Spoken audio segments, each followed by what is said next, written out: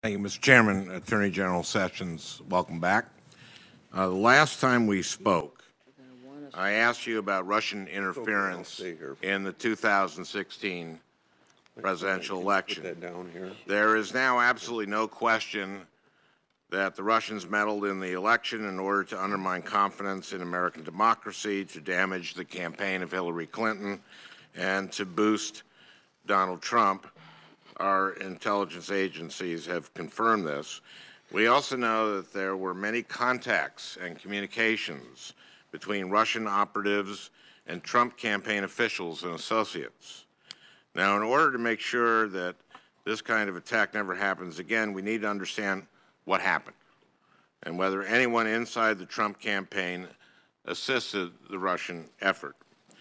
During your confirmation hearing, I asked you, and I quote, if there is any evidence that anyone affiliated with the Trump campaign communicated with the Russian government in the course of this campaign, what will you do? That was a simple, straightforward question. What will you do? The implication was, will you recuse yourself? But rather than answer that question, you replied, quote, I have been called a surrogate at a time or two in that campaign, and I did not have communications with the Russians, close quote.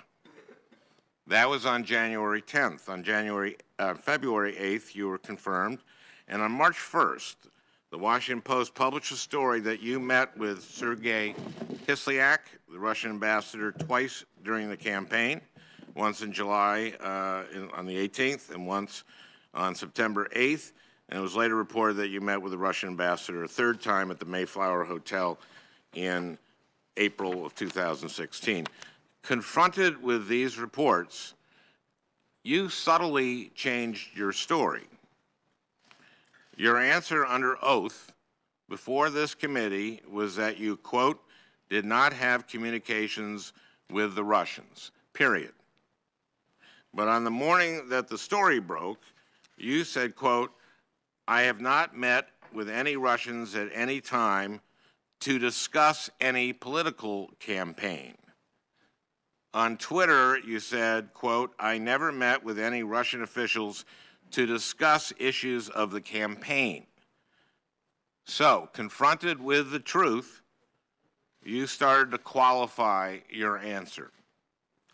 Later, in a letter you sent to this committee to clarify your testimony and to disclose 2 of your 3 meetings, you wrote, quote, I do not recall any discussions with the Russian ambassador or any other representative of the Russian government regarding the political campaign on these occasions or any other occasions.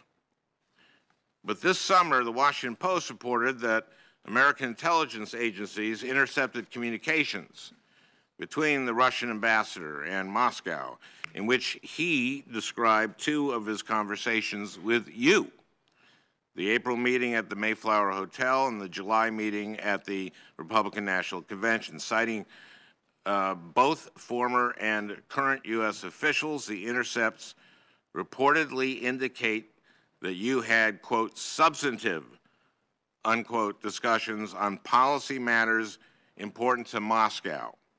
According to officials familiar with Russian intelligence reports, the ambassador was well known for accurately relaying his interactions with U.S. officials back to the Kremlin. Attorney General Sessions, in response to this report, the Justice Department declined to comment on the veracity of the intelligence intercepts, but DOJ did assert that you did, quote, not discuss interference in the election, which is also how you describe your communications to the Senate Intelligence Committee. So again, the goalpost has been moved. First it was, I did not have communications with Russians, which was not true. Then it was, I never met with any Russians to discuss any political campaign, which may or may not be true. Now it's, I did not discuss interference in the campaign, which further narrows your initial blanket denial about meeting with the Russians. since you have qualified your denial to say that you did not, quote, discuss issues of the campaign with Russians, what, in your view, constitutes issues of the campaign? Well, let me just say this without hesitation, that I conducted no improper discussions with Russians at any time regarding a campaign or any other item facing this country. Okay, how do you know? I want to say that first. And that's been the suggestion that you've raised and others, that it was somehow we had conversations that were improper. May I suggest that... No. You had a long time, Senator Franken. I'd like to respond. Okay. I think I have a... Well, note that Senator Cruz went 2 minutes over, so I don't want... they're going to cut me off, and so I want to ask you some questions. No, I don't, Mr. Chairman, I don't have to sit in here and listen to his... You're the one who testified. Charges without having a chance to respond. Give me a break. Okay, thank you. Go ahead. Take whatever time. It was not a simple question, Senator Franken. I'm sorry? It was not a simple question. The lead-in to your question was very, very troubling. And I answered to you in a way that I felt was responsive to what you raised in your question. Let me read it to you. You said, CNN has just published a story, meaning that day, exactly. While we were in the hearing, that none of us had heard about. Keep reading. And I'm telling you this about this news story that's just been published. I'm not expecting you to know whether or not it's true, but CNN just published a story alleging that the intelligence community, that's of the United States of America, provided documents to the president-elect last week that included information that, quote, Russian operatives claimed to have compromising personal and financial information about Mr. Trump. You went on to say these documents also allegedly say, quote, there was a continuing exchange of information during the campaign between Trump's surrogates and intermediaries for the Russian government. Now, again, I'm telling you this as it's coming out, so you know, but if it's true, it's obviously extremely serious, and if there's any evidence that anyone affiliated with the Trump campaign communicated with the Russian government in the course of this campaign, what will you do? So, taken aback by this dramatic statement that I'd never heard before and knew nothing about, I responded this way. Senator Franken, I'm not aware of those activities. I have been called a surrogate a time or two in this campaign, and I did not have communications with the Russians, and I'm unable to comment on it. I don't think that can fairly be interpreted as saying I never had conversations with any Russians. It was referring directly to the suggestion that there was a continuing exchange of information between Trump surrogates and intermediaries for the Russian government, which did not happen, at least not to my knowledge, and not with me. And that's why I responded the way I do. And I'm disappointed. Yes, you can say what you want to about the accuracy of it, but I think it was a good faith response to a dramatic event at the time. And I don't think it's fair for you to suggest otherwise. 3 minutes and then finish?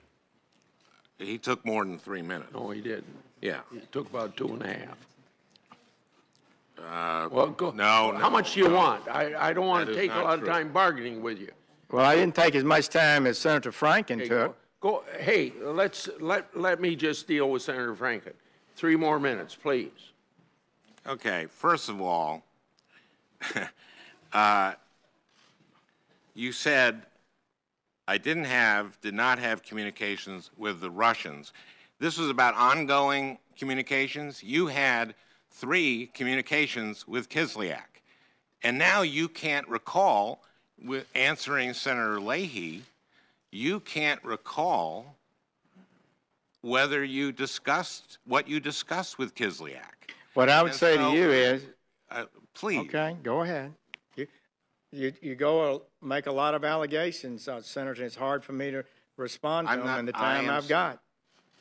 Can I have a little bit more time? Okay. You have said today in response to Senator Leahy that you don't recall whether you talked about the campaign, whether you don't recall whether you talked about issues and Trump's views on issues with Russia. Those are very, very relevant to the campaign, whether a surrogate from the campaign is talking with the Russian ambassador about the candidate's views on Russian policy, especially at the Republican National Convention, at the Mayflower Hotel the day before Trump is going to give his maiden speech on foreign policy. That's very different. Not being able to recall what you discussed with him is very different than saying, I have not had communications with the Russians. The ambassador from Russia is Russian. And how your how your responses morphed from I did not have communications with the Russians to I did not discuss substantive I did not discuss the political campaign, and then finally going to I did not discuss interference in the election. That to me is moving the goalpost every time. And we're starting off with an extra point, and by the end we're going to a 75-yard field goal. If it has to be us, saying I didn't discuss interfering with the election is your last statement. That's a very different bar than I can tell you I did not meet with any Russians. Relatively short answer. So he gets to do about 10 minutes improperly framing this subject, and I'm given a short chance to respond. Proceed, please. But then we're going to call on Senator First and foremost, Senator Franken, you and I have had a good relationship on this committee.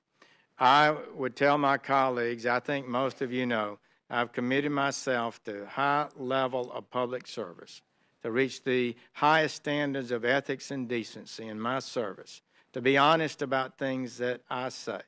And so you have now gone through this long talk that I believe is totally unfair to me. It all arose from this question. When it was charged that these documents allegedly say, quote, there was a continuing exchange of information during the campaign between Trump's surrogates, as if all of them, Trump's surrogates, and intermediaries for the Russian government. Isn't that what you said? You're shaking your head. No, don't all Trump's surrogates. It said Trump's surrogates. Didn't say some of. It said his surrogates. And I felt a need to respond. And I responded on the spot. We've been 6 hours in the hearing, the end of the day, and I said, I'm not aware of those activities. And I wasn't, and am not. I don't believe they occurred. And I said, I have been called a surrogate a time or two in that campaign, and I did not have communications with the Russians. I'm unable to comment on it. I was talking about as a surrogate in the campaign. I didn't have a continuing series, a continuing exchange of information.